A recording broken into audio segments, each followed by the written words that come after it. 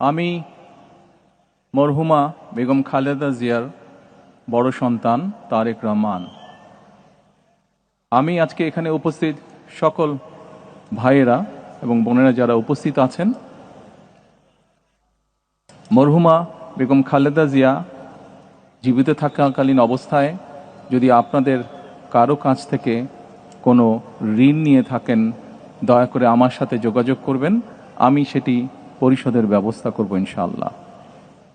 একই সাথে উনি জীবিত থাকাকালীন অবস্থায় ওনার কোনো ব্যবহারে, ওনার কোনো কথায় যদি কেউ আঘাত পেয়ে থাকেন, তাহলে মরহুমার পক্ষ থেকে আমি আপনাদের কাছে ক্ষমা প্রার্থী। দোয়া করবেন আল্লাহ তাআলা যাতে ওনাকে বেহেশত দান করেন। আসসালামু আলাইকুম।